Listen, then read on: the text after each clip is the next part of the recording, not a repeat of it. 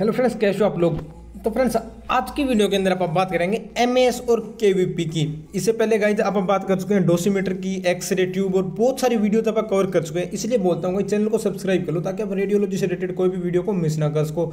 तो चलिए गाइस, आज का टॉपिक अपना एमएएस और केवीपी। ज़्यादा टाइम ना वेस्ट करते हो, टॉपिक को स्टार्ट करते हैं। और हाँ गाइस, अगर आपको कोई भी डाउट है तो आप नीचे डायरेक्ट कॉमेंट सेक्शन में पूछ सकते हो या फिर डायरेक्ट जाके इंस्टाग्राम पर भी पूछ सकते हो, लिंक आपको डिस्क्रिप्शन में मिलेगा। तो ये देखिए guys, the goal of each scientist should to get prime quality films that yield maximum environment। Scientist यहाँ रिप्रेजेंट कर रहे हैं अपने रेडियोग्राफर्स को। सिंपली ये कहता है कि एक रेडियोग्राफर का एक गोल होता है कि वो एक बेस्ट से बेस्ट क्वालिटी इमेज निकाल पाए, जो भी उसके पास डाटा है या फिर डायग्नोस्टिक इन्फॉर्मेशन है उसके बेस पे, मतलब कम से कम फैक्टर का यूज़ करके और प्रॉपर अलारा प्रिंसिपल का यूज़ करके आप बात कह सकते हैं कि वो एक प्रॉपर इमेज क्वालिटी और क्वांटिटी दोनों को वो क्या कर पाए, कंट्रोल कर पाए और बेस्ट से बेस्ट क्वालिटी निकाल पाए। सिंपल ये बात हो रही है यहाँ। देन कह रहे हैं कि 3 main components of an x-ray exposure. और जो एक्सरे एक्सपोजर के अंदर 3 मेन कंपोनेंट्स है, कौन कौन से? केवीपी, एमए एंड टाइम, जिसको केवीपी एंड एमएस भी बोल देते हैं। तो चलिएगा जब आप इनको याद डिस्कस करते हैं। KVP, kilo voltage peak. तो ये देखिएगा, इस kilo voltage peak it mean से पोटेंशियल डिफरेंस आ रहा है ना यहाँ, किसका? अपना एनोड से कैथोड के बीच का पोटेंशियल डिफरेंस, जहाँ से आप करंट फ्लो करें, वो कंसेप्ट है यहाँ। The ability and strength of x-ray beam.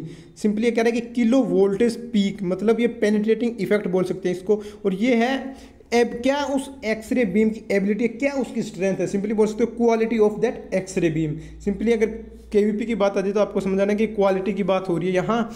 Then कह रहा है कि KVP control penetrating strength of an x-ray. जो भी अपनी एक्सरेज निकलती है ट्यूब से, केवीपी कंट्रोल करती है पेनिट्रेटिंग स्ट्रेंथ, मतलब कि कितना बॉडी के अंदर पेनिट्रेट करेंगे। और ये किस पे डिपेंड करता है? अगर ज़्यादा केवीपी होगी गाइस तो ज़्यादा करंट होगा, ज़्यादा करंट होगा इलेक्ट्रॉन्स फास्ट मूव करेंगे। जैसे ही फास्ट मूव करेंगे बोmbardment होगी उस एनोड पे बोmbardment होगी, इलेक्ट्रॉन्स ये अपनी एक्सरेज निकलेगी। जैसे ही एक्सरेज निकलेगी तो वो स्पीड यहाँ से डिटरमाइन की जाएगी, मतलब उसकी पेनिट्रेटिंग पावर यहाँ से डिपेंड होगी। या अगर ज़्यादा केवीपी है तो पेनिट्रेटिंग इफेक्ट ज़्यादा होगा, अगर कम है तो कम होगा। उसको आप डिस्कस करते हैं। अगर higher the KVP higher the penetrating strength. Simply बात की जा रही गाइस, अगर केवीपी आपने ज़्यादा दी तो देखिए गाइस वहाँ इलेक्ट्रॉन्स की जो स्पीड होगी वो हाई होगी पोटेंशियल डिफरेंस के कारण। जैसे वो एनोड पे हिट होंगे वहाँ से एक्सरेज निकलेगी, और ये एक्सरेज जितना ज़्यादा केवीपी होगी उतनी ज़्यादा पेनिट्रेट करेगी बॉडी के अंदर। और देन कह रहा है कि लो केवीपी होगी, सिंपली बात कर सकते हैं तो लो केवीपी है वो वीक होगी। एंड वीक होने से चांसेस ये होगी जो या तो ये बॉडी टिश्यू से अब्जॉर्व हो जाएगी, या फिर अपने फिल्टर से या ग्रिड से वहाँ लगा रखी है ना, वो उसको अब्जॉर्व कर देगी सिंपल। देन कह रहा है कि हाउ थिक द पीस, मतलब यहाँ जो how thick the body and what form of tissue are going to be expose.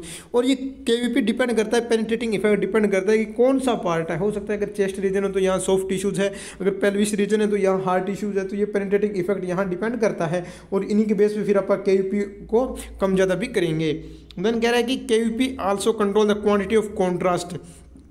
और ये कॉन्ट्रास्ट जो इमेज के अंदर जो ये शेड्स आ रही है उसको भी ये कहीं ना कहीं केवीपी कंट्रोल करती है, क्योंकि अगर प्रॉपर आप फैक्टर का यूज़ करेंगे तो वहाँ पेनिट्रेटिंग इफेक्ट हो गया, क्योंकि जितनी पेनिट्रेट होगी उतनी उसके अंदर इमेज के अंदर अपने को देखने को मिलेगा डाटा। तो ये कह रहे हैं कि अगर जैसे केवीपी को अपने इंक्रीज किया तो कॉन्ट्रास्ट डाउन होगा।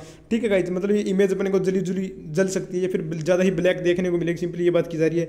तो अगर कॉन्ट्रास्ट को कंट्रोल करता है केवीपी, और अगर ये केवीपी को इंक्रीज किया गया तो कॉन्ट्रास्ट क्या हो जाएगा? डाउन हो जाएगा, मतलब कॉन्ट्रास्ट इमेज कॉन्ट्रास्ट बिल्कुल कम हो जाएगा। Then time plays a crucial role in producing high quality image. Time सबसे इंपॉर्टेंट है गाइस, क्यों? क्योंकि ये देखिए सेकंड पॉइंट में ये कह रहे हैं कि time directly affect the density because it determine how long the image are expose.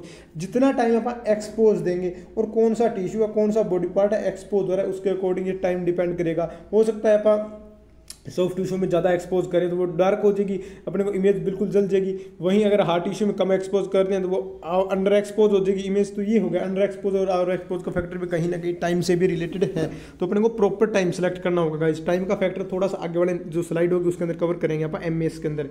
Then MS, जिसको मिली एम्पियर सेकेंड बोलते हैं। एमएस जो करंट हो गया, determine what percentage of x-rays are produce quantity. अगर केवीपी की बात की जाए तो आपने को समझ आना है गाइस, हाँ क्वालिटी की बात हो रही है, और क्वांटिटी की बात की जाए तो एमएस। तो एक्सरेज की क्वालिटी कौन डिटरमाइन करता है गाइस? केवीपी, और quantity MS. Simply milliampere, मतलब ये करंट है और ये कैथोड का करंट है गाइस। क्योंकि अब उसको करंट दे रहे हैं, जितना ज़्यादा करंट होगा उतना ज़्यादा वहाँ हीट प्रोड्यूस होगी, और जितनी ज़्यादा हीट प्रोड्यूस होगी उतना ज़्यादा थर्मोनिक इमिशन होगा, और उसके कारण फिर इलेक्ट्रॉन्स क्लाउड भी अपने को हैवी देखने को मिलेगा वहाँ पर। तो ये बात यहाँ की जा रही है, मतलब ये क्वांटिटी को डिटरमाइन करता है। देन कह रहा है कि एम क्या एक प्रोडक्ट है दो फैक्टर्स का, जिसके अंदर मिली एम्पियर जो कितना आप करंट दे रहे हैं और कितने टाइम पे दे रहे हैं। मैंने क्या कहा था टाइम का नेक्स्ट स्लाइड में कवर करेंगे। तो यहाँ ये है MA और इंटू टाइम, कितना आप टाइम दे रहे हैं मतलब कितने सेकंड तक करंट दे रहे हैं वहाँ, और कितना करंट दे रहे हैं MA और टाइम, MA इंटू टाइम हो गया ये MAS मिली एम्पियर सेकंड, मतलब ठीक है मिली एम्पियर को MA से, टाइम को आप सेकंड से डिनोट करते हैं तो MAS हो गया अपना।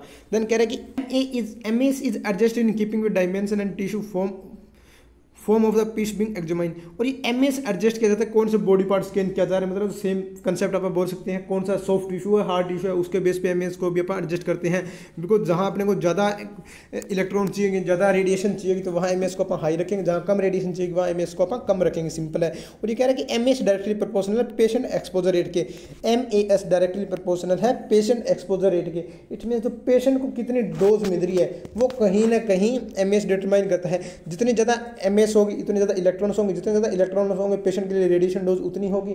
तो ये कह सकते हैं कि MA और KVP को अपने को परफेक्ट ऑप्टिमम अपने को सिलेक्ट करना है। ये ना हो कि अपनी इमेज ज़्यादा ही अंडर एक्सपोज हो जाए या फिर अपनी इमेज ज़्यादा ही ओवर एक्सपोज हो जाए। अपने को प्रॉपर फैक्टर के साथ यूज़ करना है कि हाँ कौन सा बॉडी पार्ट होना है। इसके लिए एक टेक्नीशियन को एक अच्छी नॉलेज होनी जरूरी है, उसको एक्सरे फिजिक्स की और मशीन की। आई थिंक आज की वीडियो में इतना ही होगा गाइज। और हाँ अगर आप इस चैनल पर नए चैनल को सब्सक्राइब जरूर कर देना ताकि आप रेडियोलॉजी से रिलेटेड कोई भी वीडियो को मिस ना कर सको। Okay thank you friends, have a nice day. मिलती है अभी नेक्स्ट वीडियो में।